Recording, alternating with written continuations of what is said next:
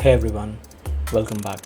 Today we are going to build a simple ChatGPT bot with just a few lines of code using an open source framework for neural networks. I know the title of this video was a little appealing and tempting, but please note that we will be using a pre-built NLP model to create our chatbot that works fairly well. And please don't expect this to be a GPT engine which is nearly equivalent to ChatGPT. Let's check the open source framework that we will be using for our use case. Alright, so here is the open source framework that I was talking about. The name of this framework is OpenChat. This is a framework, chatting framework that is via neural networks. So it is nothing but a simple pip library that helps you download the pre-built models into your notebook or your environment and build on and run your queries on top of that models. So here we have around 40 plus dialogue models that are based on neural networks. I'll show what those models are in a while.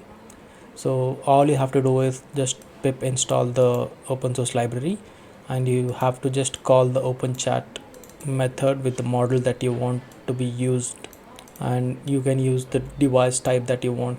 Let's say if you want GPU engine or CPU engine or CUDA engine, depends on your use case. You can specify the device name and the chatbot will be ready for you. That's all it takes to build a chat GPT bot using this open source library.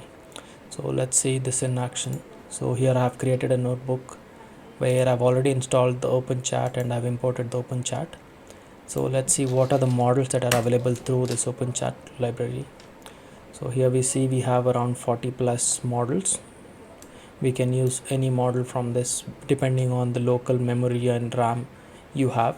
If not, you can spin up a cloud instance and import and build this model on the cloud resource, and you can use this based on your use case. And we have for now only interactive environment for this. If you want to build your own environment, then you can create an environment by name. So as I said, all you have to do is just call the method with the model that you want to use and the engine that you want. I'm just gonna use this model blender small. So if I am to run this, the library will download the necessary dependencies. I've already done this, so it is skipping the part. So here if you see, we have been prompted to enter the persona. So if you want to add some, you have to add some inputs to this. So I'll say my name is Jay. I am a software engineer. I love data and AI. Steve Jobs and Elon Musk are smart. So yeah, these are the prompts. I think this is enough for now. Just you have to give done after you've given your persona. So the bot will enable the prompt for you to ask questions. I can ask like, who is Elon Musk? So the bot will process that and it will give Elon Musk is my favorite guy in the world. He was the first person to make electric cars. Okay, he's not the first person, but yeah. So let's say, who is Steve Jobs?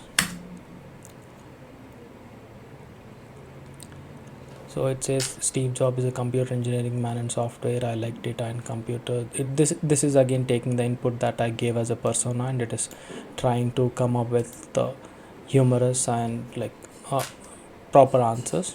Like I can ask, how's it going? And it says, yeah, well, what is your name? It is Jay. Where are you from?